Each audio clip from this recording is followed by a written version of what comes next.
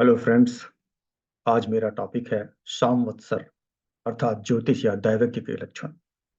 यह मेदिनी ज्योतिष का पहला अध्याय है और हम दैवज्ञ के गुणों की बात करेंगे।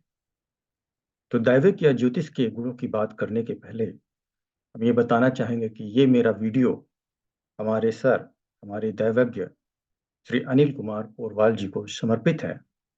और उनके लिए हम एक ही बात कहना चाहेंगे कि गुरु ब्रह्मा गुरु विष्णु गुरुदेवो महेश्वरा गुरु साक्षात परब्रह्म तस्मै श्री गुरुवे नमः। क्योंकि उन्होंने हम लोगों को इस ज्योतिष का पाठ पढ़ाया है, उन्हीं के कारण आज हम भविष्य को जानने की क्षमता सीख गए हैं, समझ गए हैं। उनको बहुत बहुत धन्यवाद। उनके लिए मेरी तरफ से कुछ पंक्तियां हैं। रुक जाना नहीं तू कहीं हार के, कांटों पे चल के मिलेंगे शायद बाहर के। ओ राही ओ राही ओ राही ओ राही। तो उन्हीं के कारण हम लोग रुके नहीं, जीवन में समस्याएं आती रहीं और आगे बढ़ते रहे और सीखते रहे।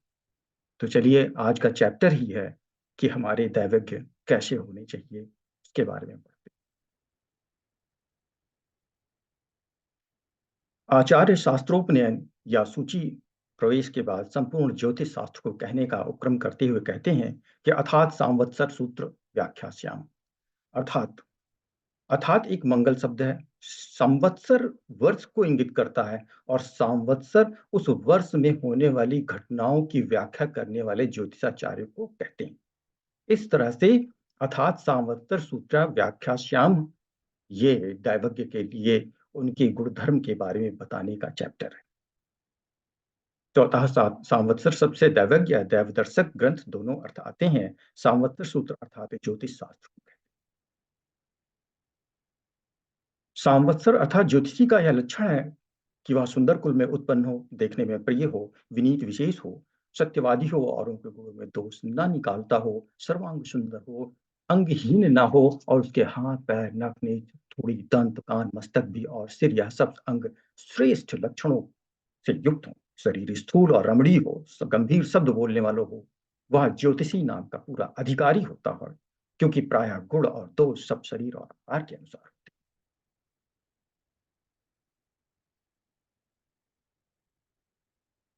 दैवज्ञ पवित्र चतुर प्रगल्भ अर्थात सभा में खूब बोलने वाला, वार्ता करने में चतुर, तुरंत बुद्धि, देश काल को जानने वाला, चित्त में कपट न रखने वाला, सभा में भयभीत न होने वाला, स्वाध्यायों से तिरस्कार प्राप्त न होने वाला, चतुर और सब प्रकार के व्यसनों से रहित, शांतिक पौष्टिक अभिचार और स्नान आदि त्याग के सब विषयों को जानने वाला, देव पूजन व्रत और उपवास करने में तत्पर, अपने किए हुए ग्रह गणित से आश्चर्य उत्पन्न करके प्रताप को फैलाने वाला, प्रश्न करने पर फल कहने वाला, अनेक प्रकार के उत्पातों से उत्पन्न होने वाले अशुभ रूप दैवत्य को निवारण करने के लिए बिना पूछे ही शांतिक आदि का बताने वाला, ग्रह गणित संहिता होरा आदि के संपूर्ण ग्रंथों के अर्थ को जानने वाला ज्योतिषी होना चाहिए।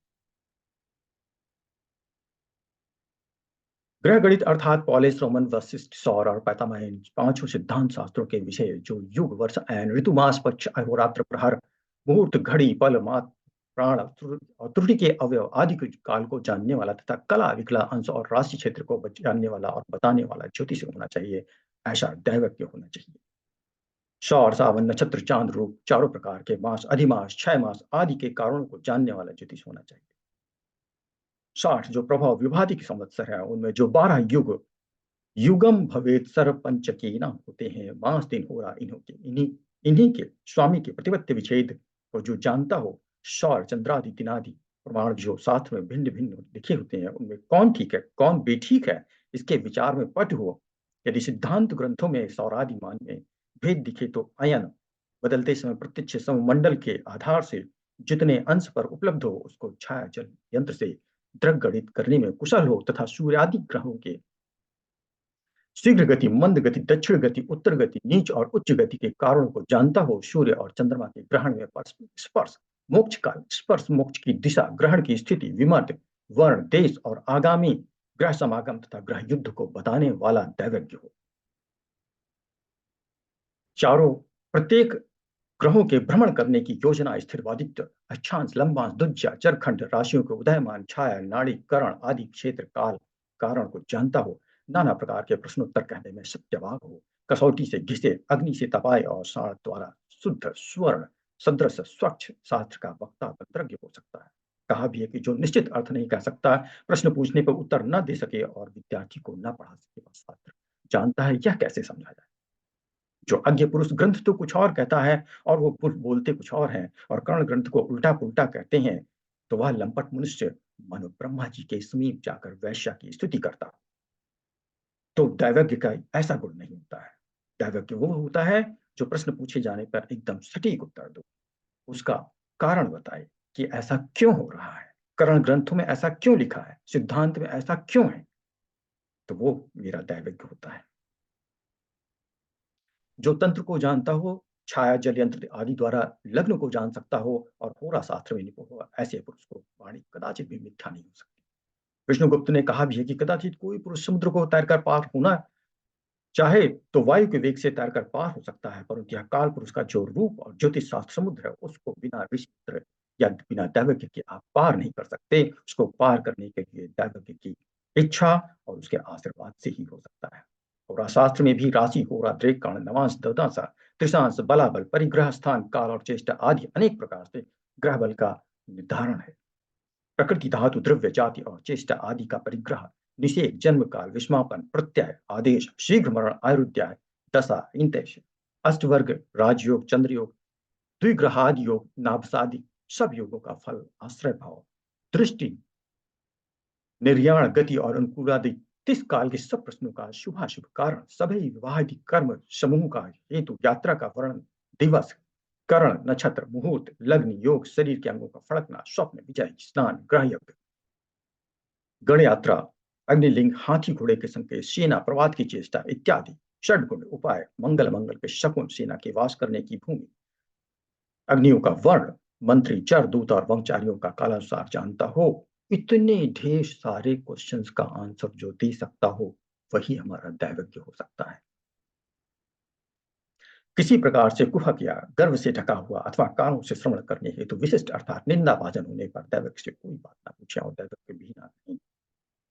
जो धोखा जालसाजी करता हो, जो निंदा भाजन करता हो, वो कभी दैवज्ञ नहीं हो सकता और उसे दैवज्ञ कहीं भी नहीं। जो पुरुष बिना शास्त्र के जाने हुए ही दैवज्ञ हो जाए, उस पंक्ति दूतक पापात्मा को नक्षत्र सूचक के उपदेश किए हुए उपसादवाद को जो पुरुष कर कहता है, वह आदमी उस नक्षत्र सूचक के साथ अंधता मिश्र नामक नरक, अर्थात जो ऐसा दैवज्ञ हो, जो पंक्ति दूषक पापात्मा नक्षत्र सूचक के उपदेश किए हुए उपसादिवाद को पुरुष करता है, तो अर्थात यहाँ पे जो मायाजाल, धोखा, जालसाजी, गलत बता के धनार्जन कर रहे हैं, वो दैवज्ञ नहीं हो सकते हैं और इनको नरक भोगना पड़ता है। उस नरक का नाम है अंधता मिश्र। तो ये वराह संहिता में लिखा गया है। ऐसे दैवज्ञों को सावधान होना चाहिए जो गलत इंफॉर्मेशन देते हैं। संपत्ति युक्त अर्थात अनेक प्रकार के अर्थों को बताने वाला अथवा संपत्तिहीन बातें जिसको अत्यंत भारी हो और थोड़े से ही ज्ञान से मतवाले होने वाले दैवज्ञों को राजा त्याग दे। यहाँ पे ये बताया गया है कि संपत्ति के लिए जो काम करते हैं और संपत्ति के लिए अर्थ को अनर्थ और अनर्थ को अर्थ बदल देते हो, ऐसे दैवज्ञों को राजा भी त्याग देता है एक दिन। आज के समय में राजा का मतलब जनता है। पूरा गणित और संहिता में उत्तम ज्ञान रखने वाले दैवज्ञ को जीतने की इच्छा करने वाला राजा लोग पूजते हैं और उनको अंगीकार करते हैं, अर्थात जो सही ज्ञान रखते हैं, सच्चा ज्ञान देते हैं, उनको आज की जनता हाथों हाथ लेती है, उनको अंगीकार करती है। एक देश काल का जानने वाला दैवज्ञ जो जो दैव चिंतक जो काम करने का सामर्थ्य रखता, उस कार्य को 1000 हाथी या 4000 घोड़े नहीं कर सकते। अर्थात एक जानकार दैवज्ञ वो बड़ा कार्य कर सकता है जो 1000 हाथी और 4000 घोड़े नहीं कर सकते, क्योंकि वो एक सही समय पे उस कार्य को कैसे करना है, ये युति बता सकता है। दैवज्ञ के मुख से चंद्र का नक्षत्र संवाद श्रवण करने से बुरे से बुरे और स्वप्न बुरे से देखिए और बुरे कर्म का शीघ्र ही नाश हो जाता है। अर्थात दैवज्ञ के मुख से जो वाणी है, उसका श्रवण करने से आपके सारे बुरे कर्मों का नाश हो जाता है। दैवज्ञ लोग अपना यश बढ़ाने के अर्थ बल वाले राजा का इस प्रकार हित कर सकते हैं कि जिस प्रकार उस राजा के माता-पिता, स्वजन और भाई-बंधु भी नहीं कर सकते। क्योंकि एक दैवज्ञ उस राजा को उसके राज्य विस्तार, जनता के हित के लिए वो तरीके बता सकते हैं, जो उसके माता-पिता, स्वजन और भाई-बंधु भी नहीं कर सकते।